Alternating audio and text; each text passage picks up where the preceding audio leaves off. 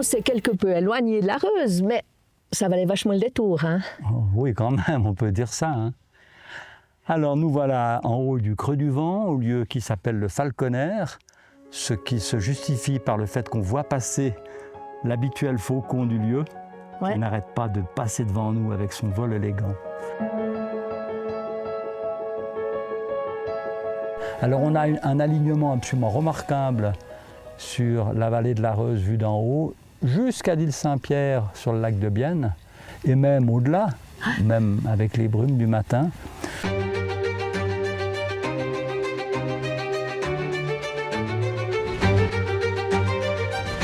Par contre, alors qu'est-ce que c'est que ce Creux du Vent? Alors c'est pas la Reuse elle-même, on voit que c'est une espèce d'annexe, un complément latéral. C'est expliqué par les géologues comme quelque chose qui a commencé par le bas, une cluse qui s'est petit à petit dissoute par l'érosion karstique dans une roche fissurée. Après ça, à l'époque glaciaire récente, quand le glacier du Rhône il remontait par là-bas ici, hein, c'est assez étonnant.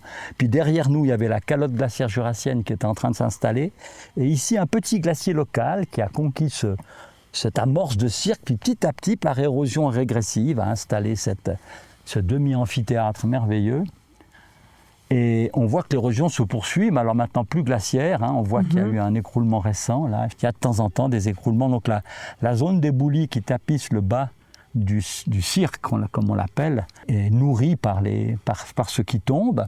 Et c'est intéressant, c'est qu'on peut y trouver par endroits, avec un peu de chance, des vestiges de cette glaciation, puisqu'il reste sous certaines zones d'éboulis des petites zones glacées, qu'on appelle du pergélisol, hein, le sol qui ne dégèle jamais tout au long de l'année. Tu glisses la main dedans, tu as un froid incroyable. Et puis tout ça alimente un lieu célèbre dans la région quand on vient depuis la ferme Robert, qui est la Fontaine Froide. Alors, non pas seulement parce que l'eau est froide, puisqu'elle vient de ce pergélisol, mais aussi parce qu'elle est, pour les habitués qui le savent, il n'y a pas très loin là une petite bouteille d'absinthe pour pouvoir faire ce qu'il faut faire. Voilà, faire la dégustation. Voilà, c'est le peu que j'ai à te dire sur cet endroit magique. Alors, il est aussi bordé par un mur assez remarquable, qui est assez bien entretenu, un de ces murs faits à l'ancienne, ces murs de pierre sèche très bien construits, qu'on essaye de maintenir en l'état, parce que ça fait partie de la valeur touristique du lieu. Et on voit là-haut le point culminant du Creux du Vent, qui, lui, n'est pas neuchâtelois, mais vaudois.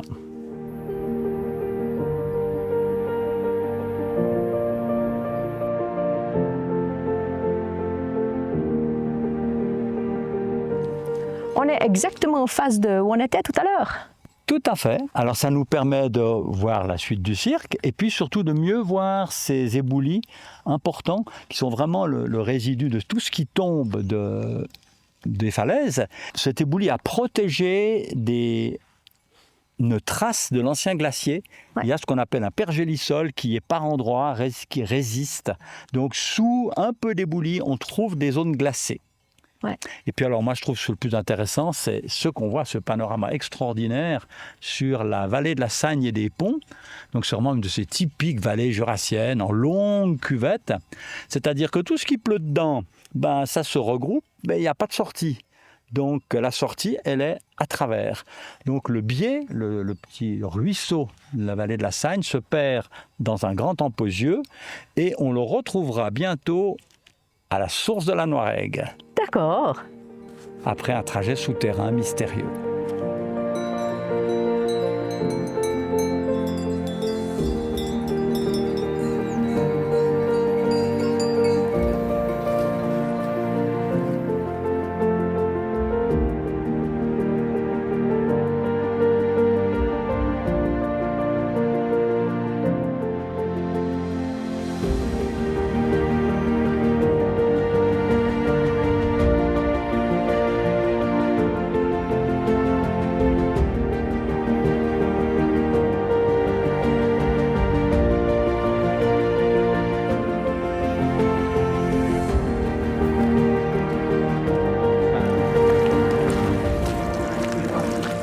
La voilà. Ah, cette fameuse fontaine. On va la goûter quand même. Oui.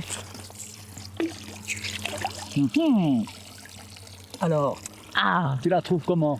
elle est froide. Eh ben oui. Comment qu'elle s'appelle? La fontaine froide. Bravo. On a sous les éboulis là-bas des restants, des vestiges de l'ancien glacier qu'on appelle un pergélisol, un sol gelé en permanence toute l'année et qui nourrit ces quelques captages. On a quelques autres ici en eau plus froide que la moyenne qu'on aurait normalement à cette altitude. Mais C'est tout.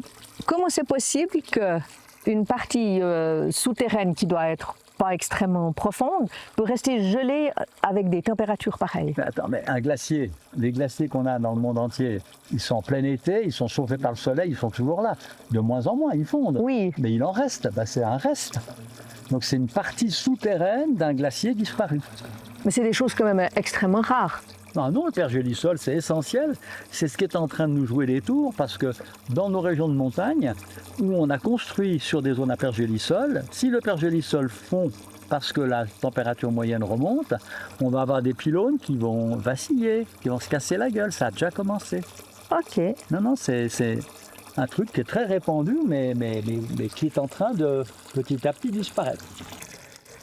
Et puis voilà, la fontaine froide. Alors, la tradition dit qu'il y a alentour, caché, une bouteille d'absinthe. Comme ça, on peut troubler la fontaine froide avec un peu d'absinthe.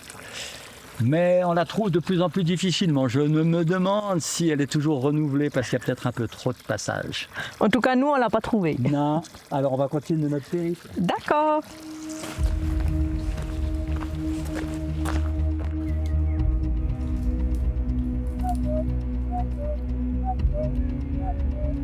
Alors on est dans cet éboulis là, on aperçoit le creux du vent, un bout du creux du vent qui nous domine de manière vertigineuse. On est dans cet éboulis qui est recouvert de végétation.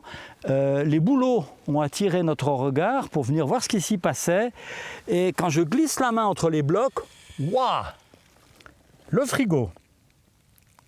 Une fraîcheur délicieuse, intense, étonnante à cet endroit ensoleillé. Premier indice d'un pergélisol qui n'est pas loin. Deuxième indice, une petite zone gelée. Le caillou est réellement gelé.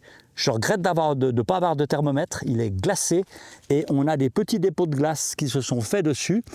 Donc le rocher est tellement froid qu'il arrive à condenser l'air humide qui est dans ce petit éboulis boisé, pour le condenser et faire même un petit peu de glace. Alors j'ai pas réussi à vous trouver de la glace comme j'en ai trouvé l'autre fois, je suis désolé, mais j'ai ces quelques indices d'un pergélisol encore résistant, mais qui est voué à disparaître prochainement, malheureusement, vu l'évolution climatique. Et on est vraiment à un endroit phénoménal, hein.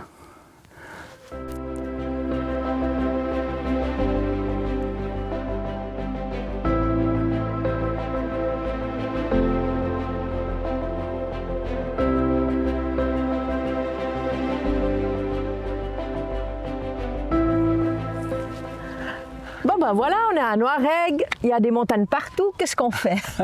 Alors, on se situe, d'accord? Ouais. Le creux du vent, là derrière, on ne le voit plus, on est dans son extérieur. De l'autre côté, les rochers de la Clusette avec au pied la source de la Noiregue.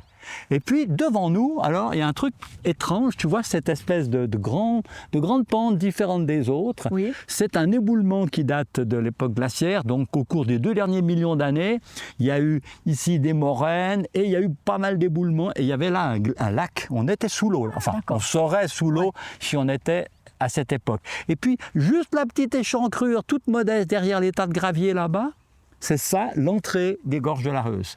Très discrète parce que l'Areuse, qui est là-bas au fond, elle a buté contre cette barrière naturelle par effondrement. Elle a dû aller se détourner et puis elle s'est creusée. Et tu vas voir qu'est-ce qu'elle s'est creusée. C'est pas mal, hein? D'accord. Tu veux?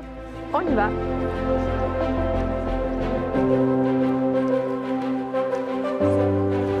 Alors on s'est rapproché du rocher de la Clusette et on va aller, avant d'aller voir les gorges, on va quand même aller voir au pied de la falaise la source de la Noiregue, qui est un affluent important de l'Areuse. Puis dis-moi, là-haut, ce qu'on voit, c'est une via ferrata ou bien? C'est en effet une via ferrata, tu es bien renseigné, elle s'appelle la via ferrata du Ticodrome, du nom d'un petit oiseau merveilleux, très beau, qui niche dans ces falaises. Et elle permet, en étant assez facile, comme bien faire à tas d'initiation, de gagner le sommet où il y a le signal et après de continuer sur la crête jusqu'aux tablettes et de redescendre sur Rochefort. Donc c'est une jolie randonnée du coin. D'accord. On va y aller à cette source. Bah, allons-y. Ça nous fera de la fraîcheur.